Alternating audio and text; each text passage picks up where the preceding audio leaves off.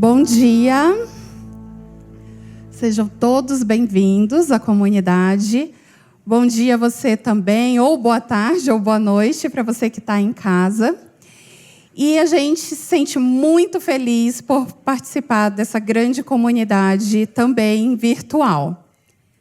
Se você quer continuar ajudando, contribuindo para que essa missão cada vez mais chegue a diversos países, inclusive, você tem a oportunidade de devolver seu dízimo, dar sua oferta ou doações no pix@umlugarcomunidade.com.br.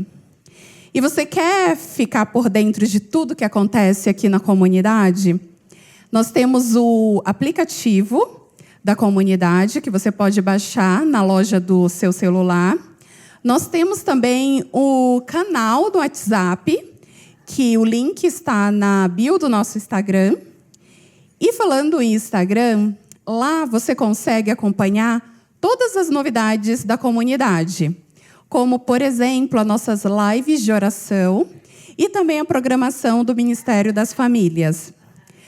Se você também quer levar a comunidade para o longo da sua semana, a gente tem os nossos pequenos grupos, que no site você consegue ver onde tem um pequeno grupo mais perto da sua casa. Os nossos pequenos grupos estão tanto nas capitais do Brasil, como também a gente tem em diversos países. Hoje, nós vamos continuar com a série Graça, com o pastor Edson Nunes. E você ora comigo? Senhor, muito obrigada por mais um sábado que Tu nos deste. Derrame a Sua graça sobre nós, em nome de Jesus. Amém.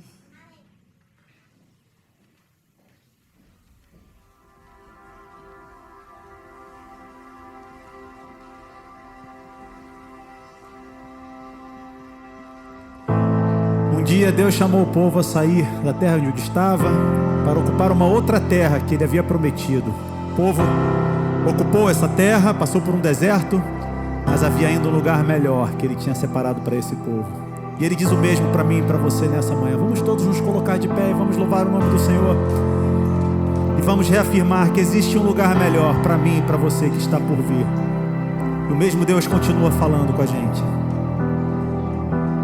Deus, eu quero andar contigo, ó Deus, ouvir a tua doce voz soprando o caminho. E Ele diz: dizendo, eu sou contigo, Deus, eu quero ser inteiro teu, viver em plena comunhão, amar meus inimigos e ser achado em Cristo.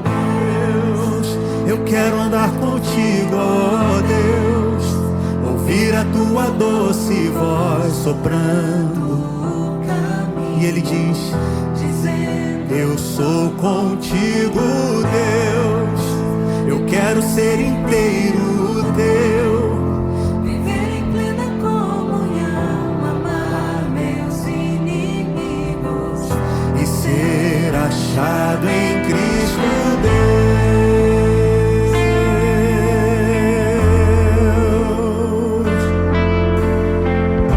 O mesmo Deus está nos guiando a um lugar melhor. Eu sei de um lugar melhor, bem melhor que está por vir. Tua voz soprou do deserto até aqui.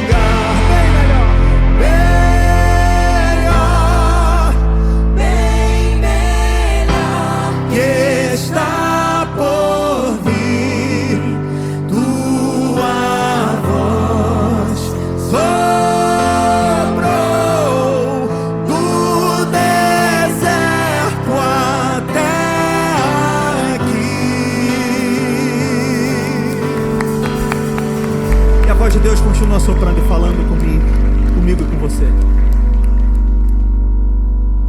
Um dia o Senhor desceu a essa terra e se fez presente por mim e por você, para que todos nós víssemos a glória de Deus face a face.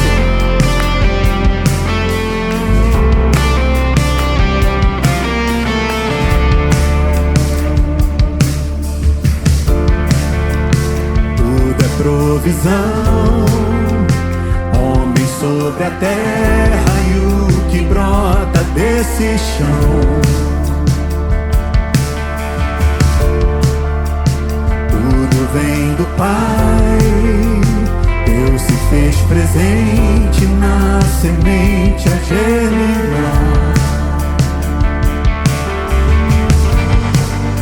E como suportar? Nada vem de nossas obras.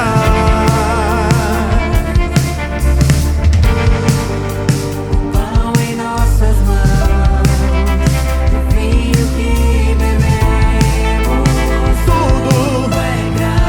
Tudo é graça. Junto à mesa todos são iguais. A fome que nos deu o amor. Morte e vida em um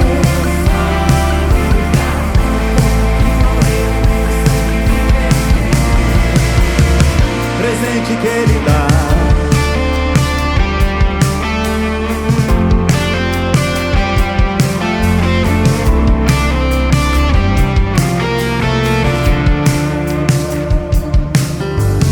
Tudo é provisão. Tudo é provisão. Homem sobre a terra e o que brota desse chão. Tudo vem do Pai, Deus se fez presente na semente a germinar.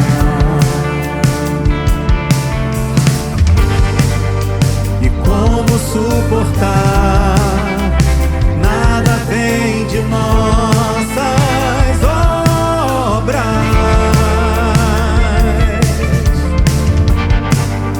O pão em nossas mãos e o vinho que bebemos, tudo é pela graça. Junto à mesa todos são iguais. A fome que nos deu o amor.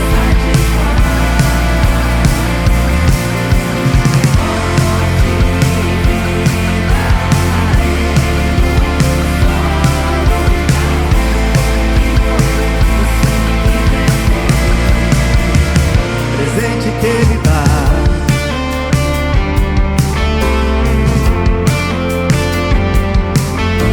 Em sua vida e em sua morte, Deus se fez presente para que nós enxergássemos a face de Deus.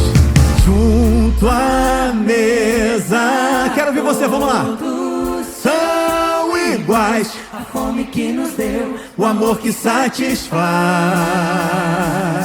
Vamos juntos. Morte e vida em um só lugar. O corpo que moeu, o sangue que verteu. Junto à mesa todos.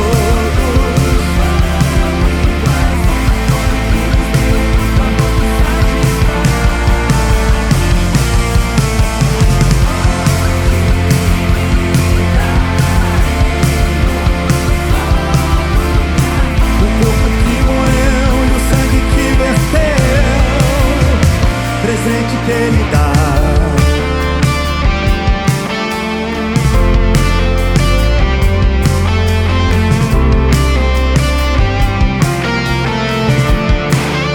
O Deus misericordioso se fez presente para que eu e você tivéssemos vida novamente.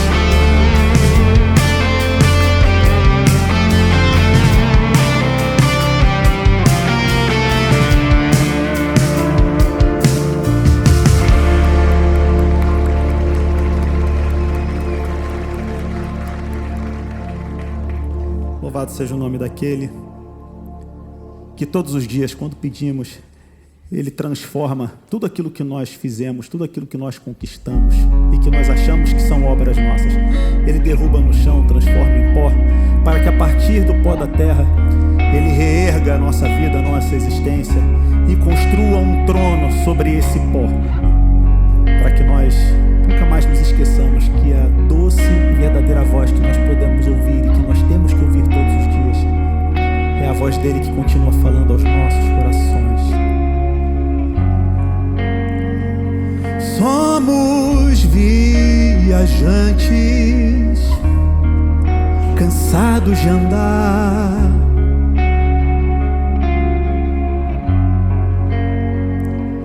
carregando o fardo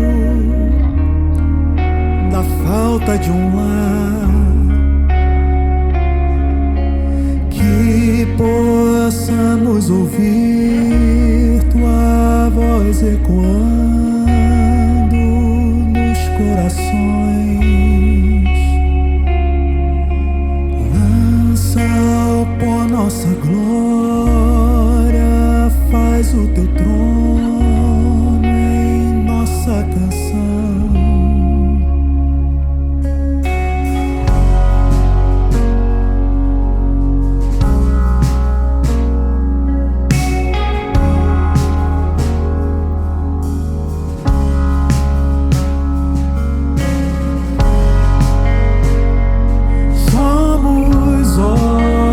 Secos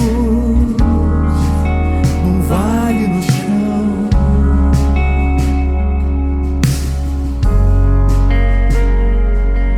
aguardando o sopro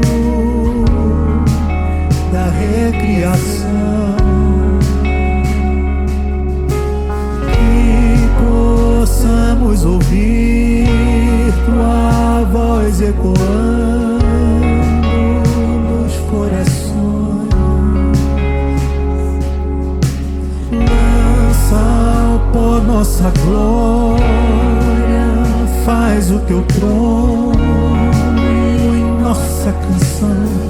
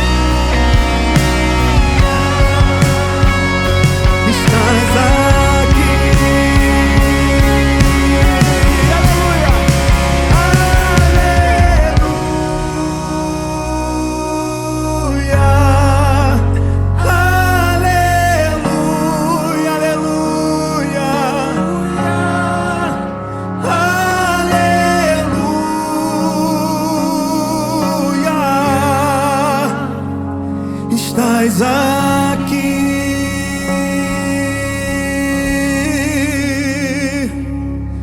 Que possamos ouvir tua voz ecoando nos corações.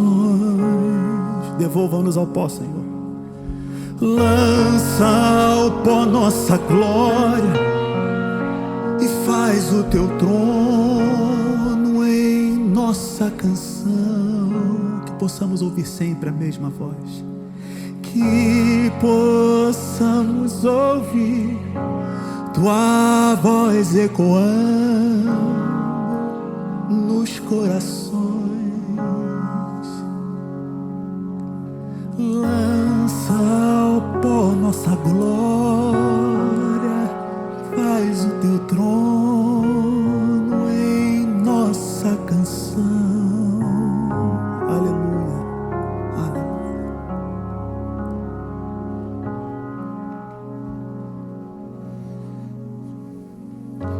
Eterno nosso Pai e nosso Rei, Senhor, que possamos escutar hoje, agora, a Tua voz. Que essa voz, Senhor, nos traga conforto, que essa voz nos traga esperança, que essa voz nos traga certeza de que em Ti somos amados. É o que te imploramos em nome de Cristo. Amém, Senhor. Amém.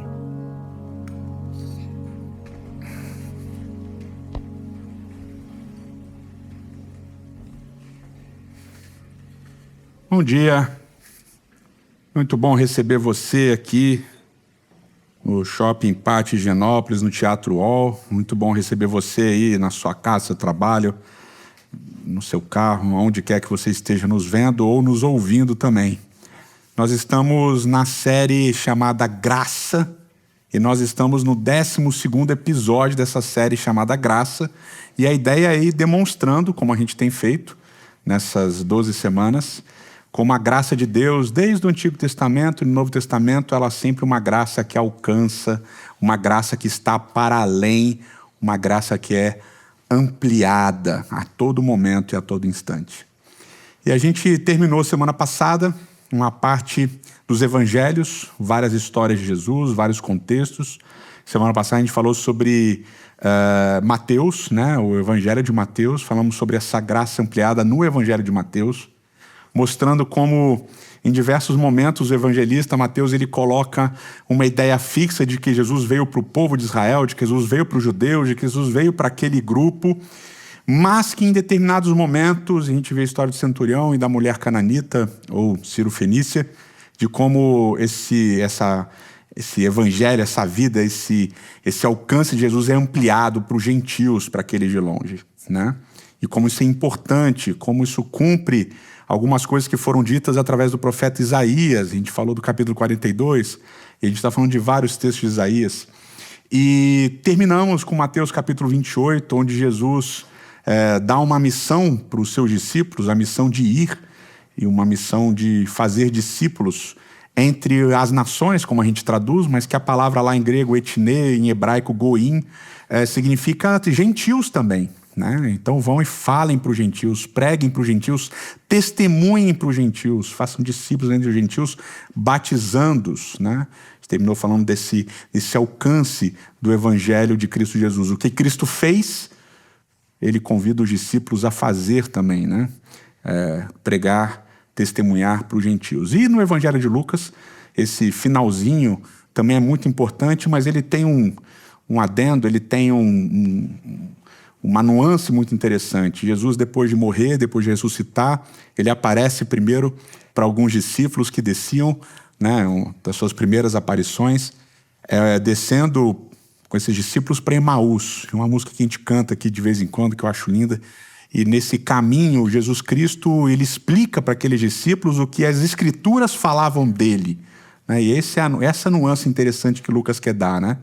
E Jesus vai explicando para eles o Antigo Testamento, a Bíblia hebraica. Jesus vai falando daquilo que o que eles conheciam como Escritura Sagrada falava acerca de Jesus. E aí diz que em determinado momento, quando Jesus parte o pão com eles, os olhos deles se abrem e eles entendem.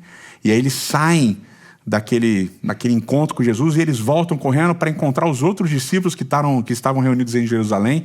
E aí Jesus aparece para esses discípulos também. Está lá no Evangelho de Lucas, no capítulo 24. E quando Jesus aparece, aquela dúvida, né, se é Jesus e tal, ele mostra as mãos e os pés, as marcas. E aí então ele diz algo interessante no verso 44 de Lucas 24. E disse-lhes: foi isso que eu lhes falei enquanto ainda estava com vocês. Era necessário que se cumprisse tudo que a meu respeito está escrito na lei de Moisés, nos profetas e nos salmos ou nos escritos. Então Jesus fala: olha, é necessário que vocês entendam aquilo que foi falado a meu respeito no Antigo Testamento, na Bíblia hebraica, naquilo que vocês conhecem como escrituras sagradas. E aí no verso 45, então lhes abriu o entendimento para que pudessem compreender as escrituras. E aí depois Jesus envia os discípulos como testemunhas de todas estas coisas para que o evangelho fosse pregado para todas as pessoas. Então é interessante que há essa nuance aqui no evangelho de Lucas, de que Jesus explicava o que as escrituras, ou seja, o que o Antigo Testamento falava acerca dele. E por que essa nuance é importante? Porque Jesus reforça uma ideia. Jesus, no Evangelho de Lucas, ele bate firme numa ideia, num conceito importante. Ele, Jesus Cristo, é a chave para a gente entender as Escrituras do Antigo Testamento, para a gente entender o que foi revelado. Ele é o que alguns chamam de a chave hermenêutica, uma palavra difícil, uma chave interpretativa. É Jesus, é o filtro, Jesus é o filtro que a gente precisa usar para entender aquilo que foi escrito no Antigo Testamento. Isso continua sendo extremamente importante ainda nos dias de hoje. Isso não sou eu que estou dizendo, é o próprio Cristo. E os olhos se abrem, o entendimento acontece, e aí então eles são convidados a testemunharem disso para todas as pessoas, para os gentios, para aqueles de fora, né? Ir para os de fora. E nesse Evangelho de Lucas é importante, porque Jesus fala assim: olha, fiquem aqui reunidos em oração para receberem o poder, o Espírito Santo, e quando vocês responderem, vocês sejam minhas testemunhas aqui e até os confins da terra.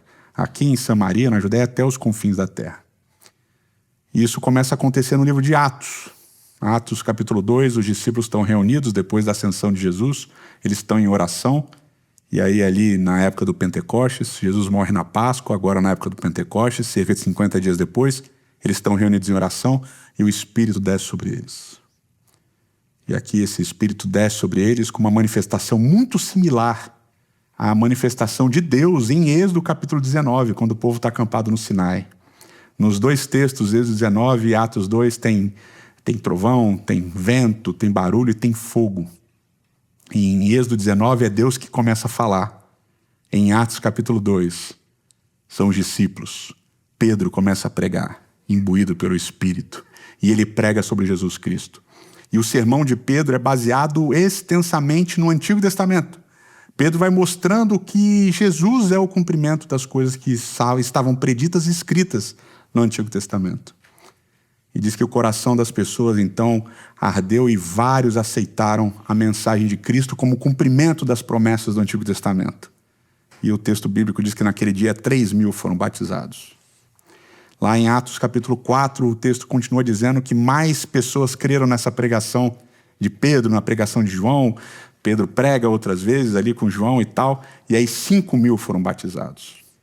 E esse volume gigantesco de pessoas crendo que Jesus era o cumprimento das profecias ou dos textos do Antigo Testamento que eles estudavam, e iam sendo batizados. Só que o evangelho continuava restrito aos judeus. O evangelho continuava sendo para aqueles que estavam perto dos discípulos. Eles continuavam pregando em Jerusalém. Então aquele indo não estava acontecendo, porque eles estavam ficando. E eles ficando, pregavam, e as pessoas, esses judeus que vinham de todas as partes, eles ouviam. E é interessante quando a gente pensa em Pentecostes, porque diz o texto bíblico lá, a tradição judaica de Êxodo 19, diz que Deus falou em 70 línguas. E lá em Atos, no capítulo 2, diz que os discípulos pregaram para todas as línguas que estavam ali presentes. E cada um entendia o sermão de Pedro na sua própria língua. Então, você tem aqui uma manifestação de poder do espírito de pregação, mas eles continuavam pregando em Jerusalém, confinados em um lugar. E aí acontece um detalhe importante. Muitas pessoas creem, muitas pessoas são batizadas. E aí, em Atos capítulo 8, o texto diz o seguinte, a partir do verso 1. Naquela ocasião, depois do apedrejamento de Estevão, desencadeou-se grande perseguição contra a igreja em Jerusalém.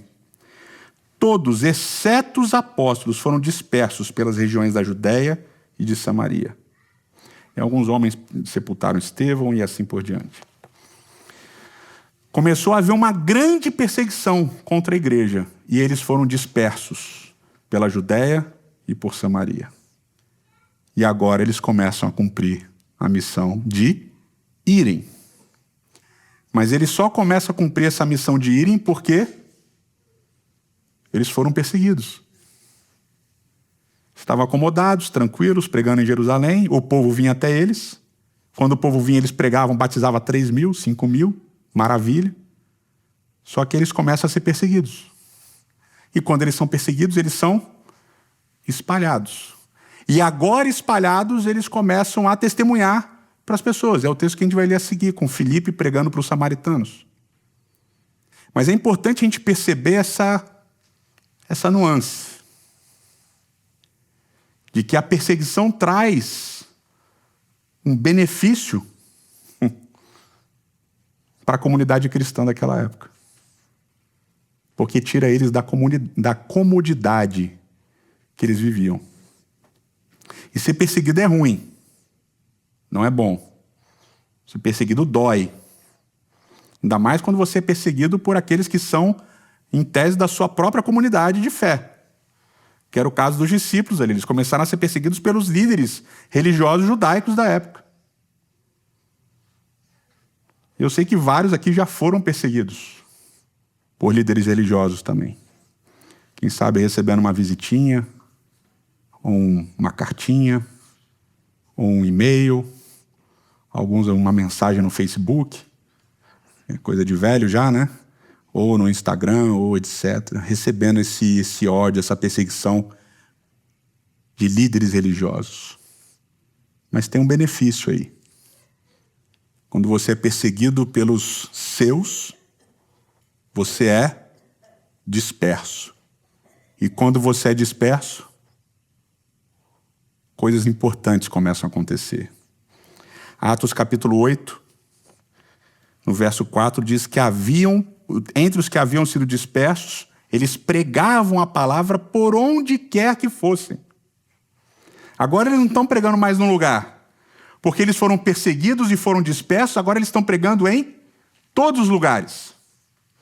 E Filipe, verso 5, foi para uma cidade de Samaria, e ali eles anunciavam Cristo. Quando a multidão viu Filipe, viu os sinais milagrosos que ele realizava, deu unânime atenção ao que ele dizia. E os espíritos imundos eram expulsos. E davam gritos, e muitos paralíticos e mancos foram curados. Assim houve grande alegria naquela cidade. Um dos dispersos, Filipe, foi para uma região de Samaria e começou a pregar. E ele fazia o quê? Expulsava demônios e curava paralíticos. Exatamente como Jesus fazia. Só que ele anunciava Cristo no poder do Espírito. E as pessoas ouviam e criam. E aqui é importante a gente colocar duas coisas. Primeira, Filipe é um dos 7 contratados pelos apóstolos em Atos capítulo 6. Os apóstolos, a igreja começou a crescer, você imagina, eram 12, aí 12 discípulos de Jesus, né? Mais as mulheres, mais alguns que seguiam Jesus ali, escondido e tal, mas de repente tinha 3.000, tinha 5.000 e tal. Como é que vai cuidar de toda essa gente? E aí os discípulos, né, colocaram um no lugar de Judas, então voltaram a ser 12, e aí, pessoal, a gente tem que orar, a gente tem que pregar, a gente tem muita coisa para fazer e tal. E tem um pessoal aqui reclamando, e diz o texto que eram as viúvas. As viúvas dos judeus gregos, dos judeus helenizados, elas estavam reclamando que não tinham atenção. Os pobrezinhos estavam ali reclamando. Elas falaram assim, vamos contratar 7 caras para cuidar dessa galera. E eles contrataram 7 caras ali. Eles chamaram 7 caras e um desses caras era Filipe. Então Filipe, ele já era um daqueles que tinha sido chamado para cuidar dos pequeninos, que tinha sido chamado para cuidar daqueles que eram marginalizados, das viúvas, dos pobres. Filipe ajudava os discípulos a cuidarem dessas pessoas, então ele já tinha o coração voltado para aqueles que estavam à margem. E agora, quando eles são espalhados, Filipe resolve ir para Samaria. E ele prega lá. E o que é Samaria? Samaria era um território ao norte da região da Judéia, de Judá. E os samaritanos aparecem, vamos dizer assim, a origem deles está relacionada com a época de Esdras e Neemias. Quando o povo volta, os judeus, os habitantes do Reino do Sul, que foram levados cativos pelo Império Neobabilônico, eles voltam para ocupar novamente Jerusalém e as terras da região de Judá. Ao norte haviam pessoas que já moravam naquela região. Eram chamados no Antigo Testamento de povos mistos.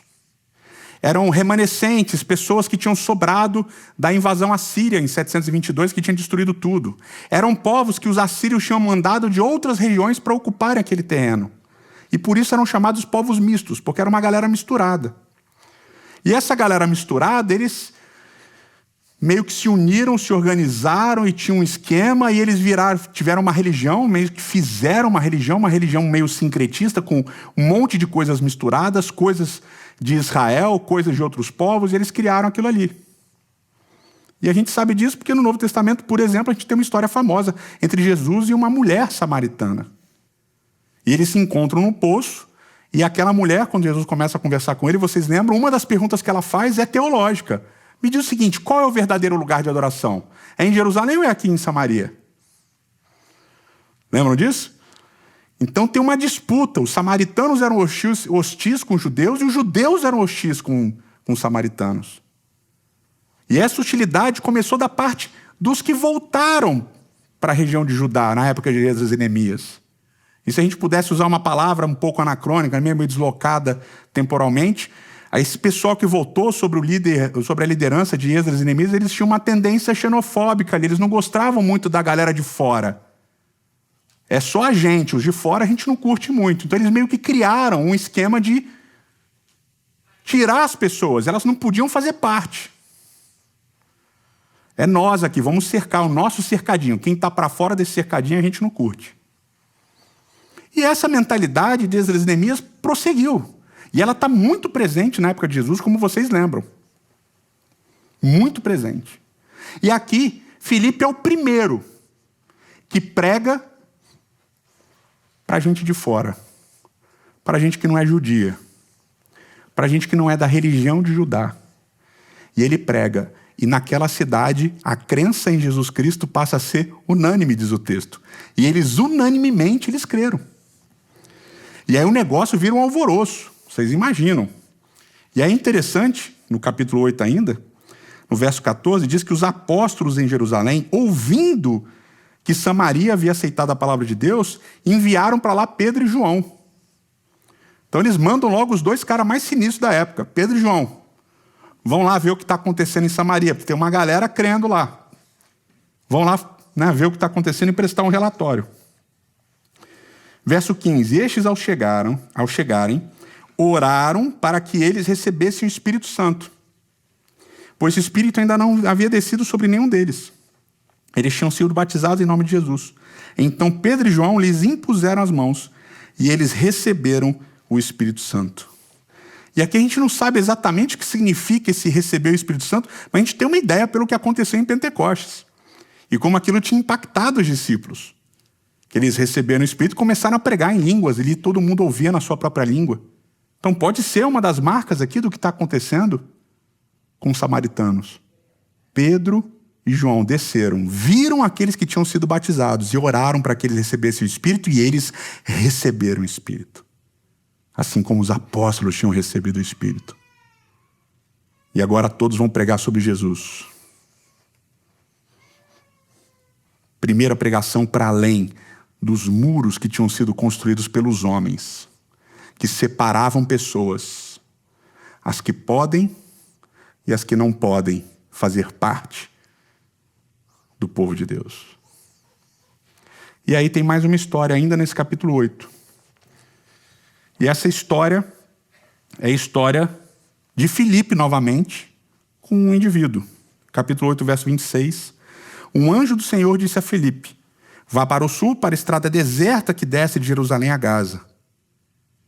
Filipe se levantou e partiu. No caminho encontrou um eunuco, etíope, um oficial importante, encarregado de todos os tesouros de Candace, rainha dos etíopes.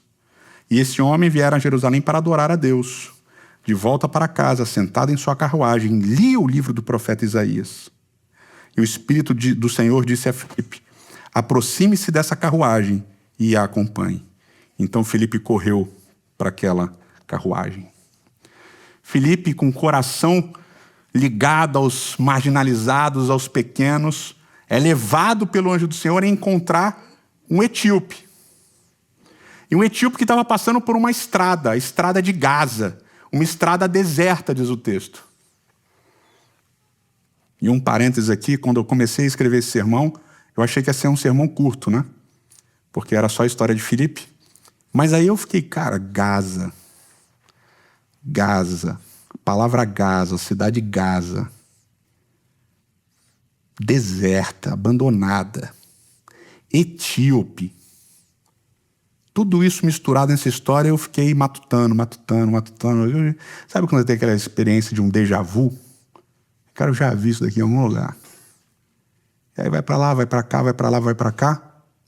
Esses elementos todos aparecem em um texto do Antigo Testamento. Um texto de um profeta que todo mundo conhece muito bem. Sofonias. Sofonias capítulo 2. Sofonias capítulo 2, a partir do verso 4, fala de Gaza abandonada, da região destruída. E no final, lá no capítulo 2, no verso 12, fala de um castigo para a Etiópia. Então a gente tem no capítulo 2 de Sofonias, Deus falando que vai trazer juízo para Gaza. Gaza vai ser abandonada, vai ser destruída, vai ser deserta. Gaza era dos filisteus, Deus fala de juízo para os filisteus. Depois ele fala de juízo para Amon e Moabe, que eram os filhos de Ló, que tinham dado origem a duas nações inimigas de Israel. E no final ele diz que Deus vai trazer juízo para os etíopes. E esses elementos estão lá em Atos, no capítulo 8. E estão aqui em Sofonias. E por que é interessante? Porque no meio dessa linguagem de juízo para os filisteus, juízo para os amonitas e moabitas e juízo para os etíopes, no capítulo 3 ele fala de juízo para Jerusalém. E tem uma marca que a gente já falou aqui, que é uma marca que aparece nos profetas muito interessante. Deus traz juízo lá em Isaías para várias nações. Traz para os filisteus, traz para os etíopes também. Em Isaías também tem juízo para os etíopes, se eu não me engano, no capítulo 18. Tem juízo para um monte de povos. E tem juízo para Israel. E uma marca comum da razão de Deus trazer juízo para os povos e para Israel é a arrogância. Galera arrogante. Deus não gosta de arrogante. Deus não gosta de arrogante. E aqui, uma marca do juízo para os filisteus, para os amonitas e moabitas e para os etíopes é a arrogância. Uma marca do juízo também para Jerusalém é a arrogância. Mas, de repente, como acontece na profecia clássica, no meio do juízo, o profeta começa a falar de restauração. Então, no capítulo 3, verso 9, diz assim: então purificarei os lábios dos povos, para que todos eles invoquem o nome do Senhor e o sirvam de comum acordo. Todos os povos vão se juntar servindo a Deus. Desde além dos rios da Etiópia, os meus adoradores, o meu povo disperso, eles vão me trazer ofertas. Naquele dia, vocês vão ser envergonhados pelos seus atos de rebelião. Porque retirarei dessa cidade os que regozijam em seu orgulho. Nunca mais vocês serão altivos no meu santo monte. Mas deixarei no meio da cidade os mansos e humildes, que se refugiarão no monte do Senhor. O remanescente de Israel não cometerá injustiças, eles não mentirão, nem se achará engano em suas bocas. Eles se alimentarão e descansarão, sem que ninguém os amedronte. Então, juízo para os filisteus, juízo para os amonitas, para os moabitas, juízo para os etíopes, juízo para Jerusalém, porque vocês são arrogantes. Mas eu vou purificar, eu vou restaurar. Eu vou restaurar quem? Vou começar restaurando quem? Os povos. Os povos, eu vou restaurar os povos. E eles vão vir me adorar desde os rios da Etiópia. Eles vão vir me adorar desde os rios da Etiópia, desde a região da Etiópia, eles vão vir me adorar. E quando eles vierem me adorar, o que vai acontecer com o povo? Vão ter 2 grupos. Quais são os 2 grupos? Primeiro, os que vão olhar os povos vindo adorar, e qual vai ser a reação deles? Arrogantes e altivos. Queremos vocês aqui. Mas vai ter um remanescente. Esse remanescente vai ser manso e humilde. E eles vão vir esses que estão vindo adorar e eles vão aceitar. Deus está trazendo. Te aceita. Então tem uma marca que Sofonias está dizendo, um momento que Sofonias está dizendo, que Deus vai restaurar o povo. Esse momento não tem a ver necessariamente somente com o povo, tem a ver com os que vão vir de fora. Com os que vão vir de longe. Com os que vão vir de fora do quadradinho que o povo construiu. Quando esses de fora, desse quadradinho que vocês construíram, começarem a vir, vocês de dentro vão reagir de 2 maneiras. Os arrogantes vão olhar e falar assim, não quero. E Deus vai falar o quê? Vocês estão fora.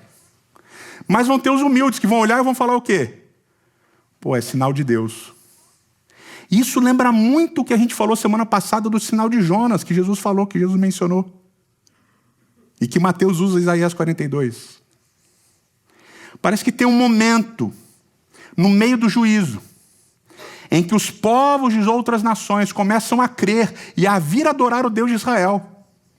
E o povo escolhido, o povo de Israel, o povo santo, que está dentro, olha e fala. Uns dizem, não quero. E outros dizem, poxa, esse é sinal de Deus. Sinal de Deus. Agora, esse etíope que Filipe encontra, ele não é só etíope. Ele é eunuco. E o que diz a Bíblia sobre os eunucos? Capítulo 23 de Deuteronômio, verso 1. Qualquer que tenha testículos esmagados ou tenha amputado o membro viril, não pode entrar na Assembleia do Senhor. Não pode entrar na Assembleia do Senhor.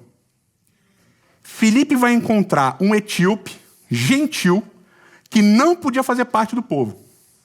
E além de não poder fazer parte do povo, porque era etíope gentil, ele também era eunuco. Ou seja, ele tinha 2 limitações para fazer parte do povo de Deus. Ele era etíope e ele era eunuco. E aqui tem várias teorias para os etíopes. Os etíopes são basicamente descendentes dos cuxitas, tá lá em Gênesis capítulo 10, ou seja, centro-norte da África. Então são pretos. E para a região do Meio Oriente, ok, pele um pouco mais escura. Mas no meio da adoração mediterrânea, eles destoavam. E diz o texto bíblico que ele veio adorar. Mas a gente sabe que no templo dessa época, de Herodes e tal, segundo o templo, tinha um muro que afastava as pessoas que não eram convertidas, que não eram homens, que não eram judeus, etc. e tal, as mulheres, etc. Todo mundo ficava para lá do muro.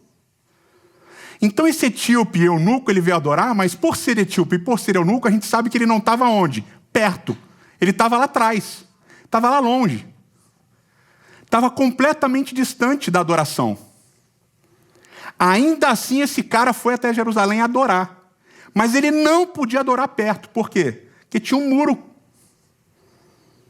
construído para afastá-lo. Construído para fazer com que ele permanecesse longe. Construído por homens. Ele não estava nem aí. Ele foi lá mesmo assim. É de longe? Eu adoro de longe. E essa história lembra muito a história que a gente falou semana passada, da mulher cananita Cirofenícia. Ele não se incomoda com as restrições que colocaram para ele. Ele insiste, ele resiste, ele persiste em adorar a Deus. E diz o texto em Atos 8 que ele estava com o ouro do profeta Isaías. Ele estava lendo Isaías 53. Diz o texto aqui que ele estava lendo Isaías 53, versos 7 e 8. E pela maneira como Lucas coloca aqui em Atos 8, era a versão da Septuaginta. Porque muito provavelmente esse etíope eunuco não conhecia hebraico, ele estava lendo o texto em grego. E ele estava lendo, ele estava com uma dúvida teológica legítima, porque ele pergunta para Filipe: Filipe, quem que é esse cara aqui? Porque Isaías 53 é um dos cantos do servo sofredor. Lembra que são 4 cantos. Semana passada a gente falou do primeiro. E aqui nesse canto do servo sofredor, como a gente falou semana passada, há uma disputa. Qual a identidade? Quem é o servo sofredor? E se a gente for ver Isaías capítulo 41, parece que é Israel. Alguns teólogos vão dizer que é o próprio profeta Isaías. E outros vão dizer que em Isaías é uma identidade que a gente não sabe quem é. Então tem uma disputa, e tinha na época de Jesus, e continua tendo até hoje, quem é o servo dos cantos do servo em Isaías? É Israel, alguns vão dizer que é Israel, é o profeta, alguns vão dizer que é o profeta. Mas quando Filipe começa a explicar para o eunuco, ele não tem nem discussão, ele fala: isso aqui é Jesus. Esse servo que vai vir sofrer, que vai dar a vida para perdão de pecados, etc., esse daqui é Jesus. E aí vem aquela ratificação, aquela confirmação daquela nuance de Lucas que está aqui em Atos que eu falei para vocês. Diz o texto bíblico assim, ó, capítulo 8, verso 35. Então Filipe, começando com aquela passagem das Escrituras, anunciou-lhe as boas novas de Jesus. Então Filipe faz como Jesus fez no caminho de Emaús, como Jesus fez com os discípulos depois do caminho de Emaús, como Pedro fez no sermão de Pentecostes. Filipe aqui ele começa a explicar Jesus a partir do Antigo Testamento. Ele começa assim: você quer entender? Você precisa entender tudo. Tudo que está escrito você precisa entender a partir de Jesus. Jesus é a chave. Jesus é o caminho. Jesus é o que explica. Jesus é o filtro do que está acontecendo. E aí então, vem o trecho mais bonito. Prosseguindo, verso 36, pela estrada chegaram a um lugar onde havia água. E o eunuco disse, olha aqui, a água, o que me impede de ser batizado? Disse Filipe, você pode, se você crer de todo o coração. O eunuco respondeu, eu creio que Jesus Cristo é o Filho de Deus. Assim deu ordem para parar a carruagem. Então Filipe e o eunuco desceram à água e Filipe o batizou. E quando saíram da água, o Espírito do Senhor arrebatou Filipe repentinamente. Mas o eunuco não o viu mais. E cheio de alegria, seguiu o seu caminho. Cheio de alegria, seguiu o seu caminho. Quando o eunuco etíope pede o batismo, Filipe não para e fala assim, peraí. Gênesis 1, você acredita em Jesus em Deus como Criador de todas as coisas? Ah, tá bom. Você acredita em santuário? Você entende a verdade sobre o sábado, sobre as festas? Filipe não fez um checklist de doutrinas. Não, peraí, não pode ser batizado agora. Peraí, não é assim. Não é o reino de Deus para todo mundo, assim também não. Senão vira bagunça. Primeiro tem um código moral. Você tem que seguir. Quantas mulheres você tem? No caso, eu não tinha nenhuma. No checklist não tinha como perguntar se o eunuco era circuncidado. Não tinha como. Mas lembra que essa é uma discussão presente na igreja primitiva. Quem pode? Circuncidados podem. E os não circuncidados podem? E Paulo vai discutir isso em Romanos. É engraçado que a única coisa que Filipe fala, e a gente tem várias histórias semelhantes, a única coisa que Filipe fala é, você crê em Jesus de todo o seu coração? E o eunuco fala, eu creio que Jesus Cristo é o Senhor, então está batizado. Não tem imposição, não tem muro, não tem barreira. E é isso que Paulo vai dizer em Efésios, quando ele fala que o muro foi derrubado, aquele muro que dividia as pessoas que podem chegar e as que não podem chegar, foi derrubado em Cristo. Acabou a divisão. Em Cristo não há mais divisão. E agora eu quero voltar para Sofonias, para a gente pensar um pouco. Porque o texto diz que quando vierem os povos para adorar o Senhor, vão ter 2 grupos dos que estão dentro.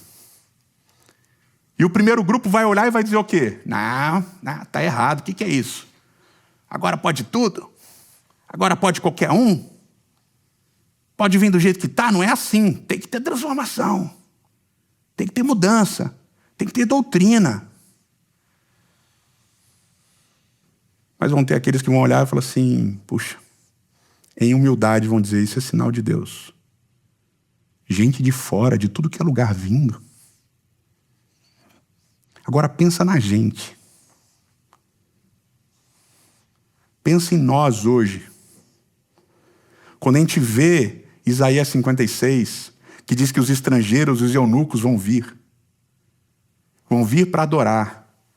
E alguns vão dizer, o texto de Isaías diz assim, não diga que Deus afastou o estrangeiro e o eunuco. Não. Deus está aproximando, Deus está trazendo junto. E lá o texto de Isaías 56 diz que, quando eles guardarem os sábados, quando eles guardarem a lei, eles vão ser aproximados. E em Atos capítulo 8, eles não estão sendo aproximados por guardar sábado e lei, eles estão sendo aproximados por crer em Jesus Cristo. Porque Jesus é o filtro. E a gente precisa ler o Antigo Testamento a partir de Cristo. Então pensa na nossa realidade hoje. Quando a gente vê pessoas que por décadas, por séculos, foram afastadas do convívio religioso. Pessoas que pelos líderes religiosos foram alijadas do bem de viver em comunidade, porque não podem pertencer. Ou porque tem a cor errada. Ou a sexualidade errada. Ou o gênero errado. Ou são pobres demais. Essas pessoas que por séculos foram afastadas do convívio religioso. Essas pessoas persistem, resistem e vêm adorar. E por séculos e décadas ficaram longe, adorando de longe. Mas talvez tenha chegado o tempo em que nós precisamos fazer o que aconteceu na época da igreja primitiva e entender que em Cristo os muros são derrubados. E quem está longe precisa ser aproximado e trazido junto. E o que falta para a gente nesse contexto, a gente que está dentro, é entender que é preciso humildade e amor para quebrar os nossos preconceitos e permitir que o Espírito traga quem Ele quer trazer. Porque não é a gente que traz. É o Espírito que é derramado sobre essas pessoas e elas vêm. Em dois grupos, quem somos nós? Os que vamos impedir a chegada dessas pessoas? Ou os que vão permiti-la em humildade, em amor? E uma das coisas que a gente pensou muito quando a gente começou a comunidade foi exatamente isso. O que falta para a gente é amar de verdade, como Cristo amou. O que falta para a gente é derrubar os muros que afastam as pessoas e permitir que todo aquele que crê no nome de Jesus Cristo se aproxime. E não faz nenhum sentido ser perseguido. Não faz nenhum sentido perder ou ganhar. Não faz nenhum sentido viver o que a gente vive, se não for para viver esse evangelho. O evangelho em que Cristo é o filtro e derruba todos os muros que afastam e dividem as pessoas. Esse é o sinal de que chegou a hora de vivermos em humildade e em amor, recebendo aqueles que por décadas e séculos foram impedidos de se chegar a um convívio comunitário religioso. Eterno nosso Pai e nosso Rei, Senhor, tira de nós a vaidade, tira de nós a arrogância, de queremos impor condições para aqueles que o Espírito traz em verdade e em justiça. Senhor, nos ajude a amarmos de verdade. Nos ajude a termos esse amor que nos falta. Para, Senhor, destruirmos os muros que afastam as pessoas de Ti e do convívio comunitário. Que a experiência de Filipe com o eunuco etíope seja a nossa experiência. É o que nós te imploramos em nome de Cristo. Amém.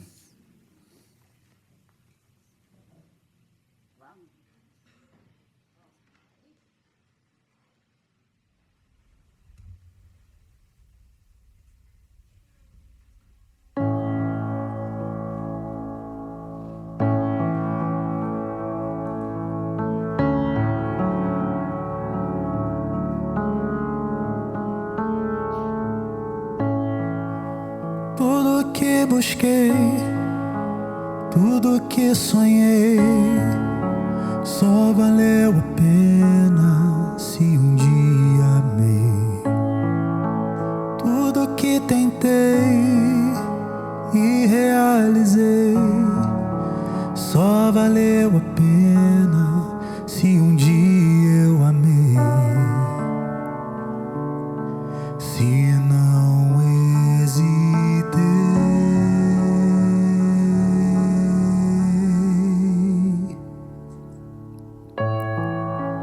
tudo que ganhei, tudo que perdi, só valeu a pena se um dia amei.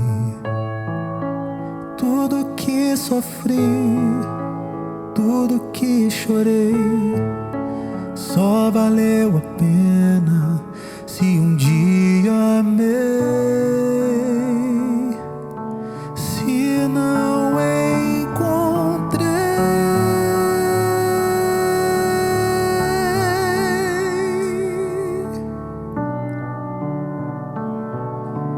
o que procurei,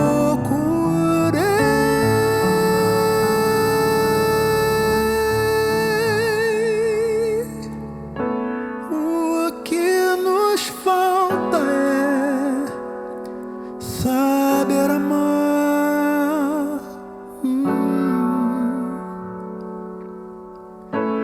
O que nos basta é somente amar. Tudo que lutei e o que conquistei, só valeu a pena se um dia amei. Tudo que passou, tudo o que sou, só valeu a pena se um dia amei. Se não encontrei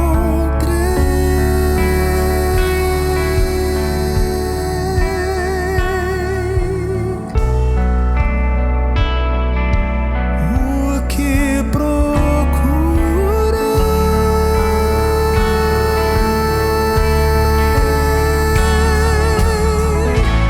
o que nos falta é saber amar.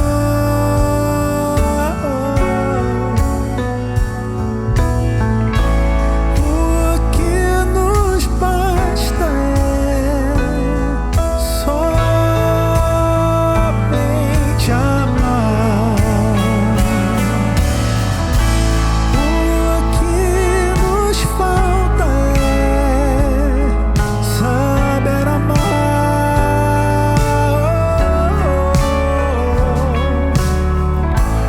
O que nos basta é somente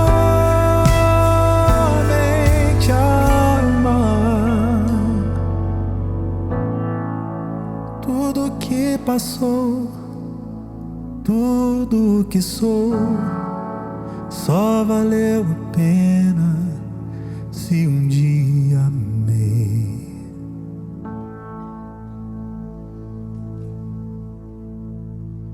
Vamos ficar de pé e vamos nos abençoar. O amor sempre vale a pena. Que o Senhor te abençoe e te guarde. Que o Senhor faça brilhar o seu rosto sobre ti e tenha misericórdia de ti. Que o Senhor sobre ti levante seu rosto e te dê a paz. Valeu, um abraço e até semana que vem.